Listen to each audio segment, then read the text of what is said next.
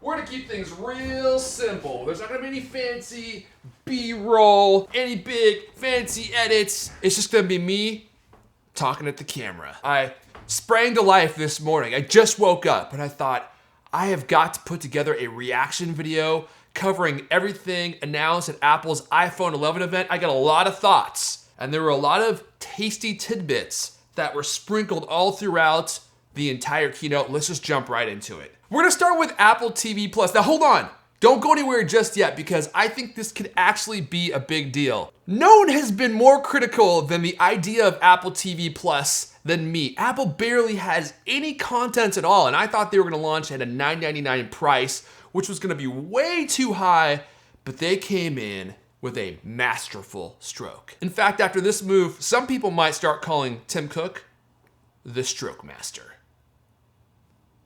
$4.99 for Apple TV Plus. Now, yes, you do not get a lot of content, but that $4.99 is ultra low. It's one of the lowest prices for a streaming platform there is. Plus, it's for your entire family. Everyone has their own streaming account, and it's basically free for the first year with any hardware purchase minus the Apple Watch. So if you buy anything from Apple, you're gonna get Apple TV Plus for free. Yes, they're not gonna have a lot of content at launch, but you're getting it for free, so you're gonna watch it. It's gonna be available in 100 countries. So everyone gets to watch the Apple content, and then it gives Apple a whole year to build up their entire library and maybe charge for it after that point, but they might just continue giving it to people for free if you buy Apple hardware. That's the way Apple used to work. They weren't a services company before. If you bought a piece of hardware, they gave you all the services for free. I hope that they continue doing this with Apple TV. If they do, this is going to be the biggest streaming service in the world. I know that sounds like a ridiculous claim, but think about it.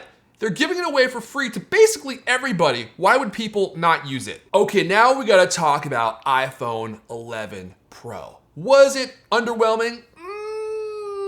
Maybe a little bit, but there are some really good updates in this phone, and one of the ones that they didn't really push that hard on stage, which I thought was a really big deal, is the fact that iPhone Pro is twice as bright. They have upped the maximum screen brightness on the iPhone Pro to 1200 nits. That is almost literally twice as bright as the iPhone XS, XS Max. It means you're gonna be able to see the screen much better in outdoor conditions. In fact, I have an outdoor studio monitor that I use.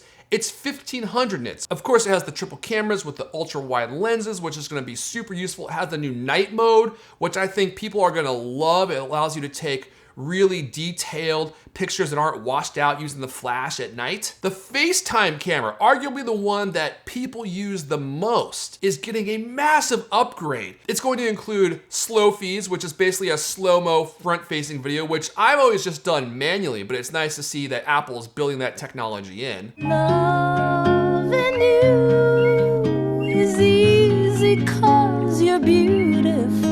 I also think the camera improvements are gonna be a much bigger deal than they alluded to on stage. This is what happened with last year's iPhones. Last year's iPhones had some of the most wild, crazy camera upgrades that I've seen on an iPhone. The video and the pictures that come out of the iPhone were leaps and bounds better than anything I'd ever seen before on a previous iPhone, so I think there's still more to see there. One of the wildest things I saw about the iPhone 11 was when Filmic came out on stage, and they showed an app that allows you to record from all the different camera lenses all at one time and then superimpose that footage onto the same video. So you could create like a selfie video where you're just like talking, and in the image, it will show what you're recording, and in the corner, it shows your face, almost like a FaceTime video. Really cool feature to be able to record from all the cameras all at once. And it's a lot of these little things that make the iPhone 11 Pro so appealing. I know it's not some massive upgrade. It's not some revolutionary change. Yes, I know we got invited to by invitation only, but this is more like an evolution only. I'm sad to report that the storage options are still a gigantic ripoff at 64 gigabytes for $1,000, 1150 for 256 gigabytes, and then 1300 for 512. One more thing worth mentioning, they did remove 3D Touch from iPhone 11 Pro. This has been rumored for a long time. I personally never used 3D Touch, so not a huge miss for me. I know some of you really loved it. You're gonna be real sad. You're gonna be crying into your Cheerios all morning long. They did replace it with haptic touch, which I will fully admit is not as good. Next up, we got the Apple Watch Series 5. This is the one piece of hardware we knew nothing about going in. Nothing leaked about this at all. No one knew nothing.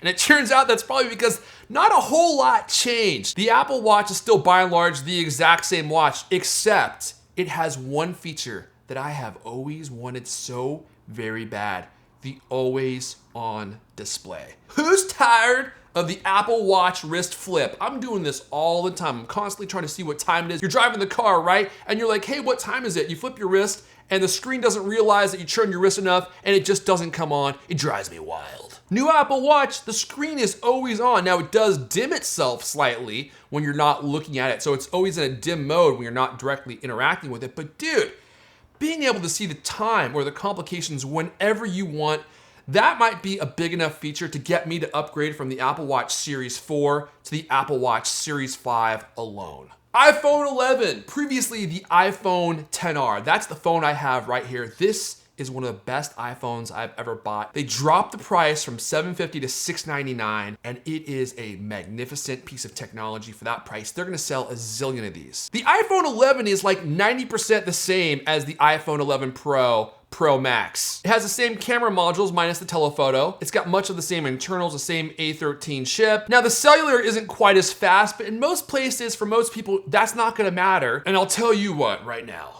This phone, the 6.1 inch screen, it might be the perfect size phone. It's a little bit bigger than the iPhone 11 Pro, a little bit smaller than the Pro Max. It fits in your pockets perfectly, even if you're wearing skinny jeans without pressing on the old gonads. The screen is like the perfect size. You hold it in your hand, it just looks so nice. Not too big, not too small. Plus, these phones, I think, look better than the iPhone 11 Pro Max. I know some of you may disagree. I really like the colors of the iPhone 11. They're much more playful, much more whimsical. They're not just white, gray, gold, and weird Oscar the Grouch green. I forgot to mention, they also increased the water resistance on both phones and gave these both shatter resistant glass. The iPhone 11 Pro is now water resistant in up to 12 feet of water for 30 minutes, and the iPhone 11 is gonna be water resistant in up to 6 feet of water for 30 minutes, which is still pretty good. Real quick mention about the iPad, because I thought it was a very good upgrade. The price is only $329. They put the A10 chip in there. Yeah, it's kind of slower. Yeah, it's kind of older. It's $329, what did you expect? But they added pencil support, they added smart keyboard support, they made it look real nice, they increased the screen size, which I think was much needed, from 9.7 inches to 10.2 inches, which is gonna make a practical difference in your everyday life. For $329, this continues to be the world's best tablet. Okay, last and also probably least, Apple Arcade.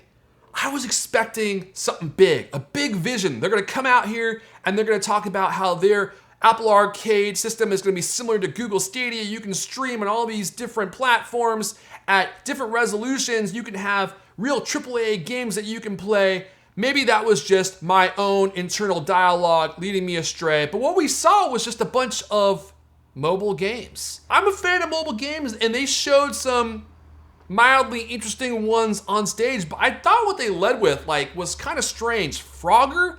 That's your big seller, Frogger, a game that no one has really played since 1985? Now I will admit, Frogger actually looked pretty good and I might actually want to play it, but for $4.99, if you're trying to lure those sweet, sweet dollar bills out of my wallet and make them fly into Tim Cook's wallet, you better bring out something big, something juicy, something delicious, something surprising.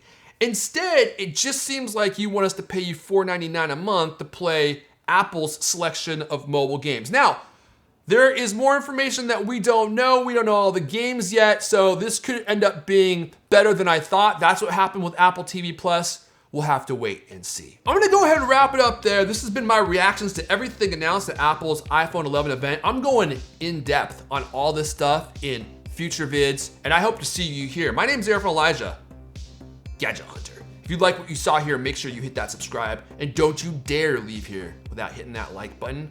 I'll know if you didn't.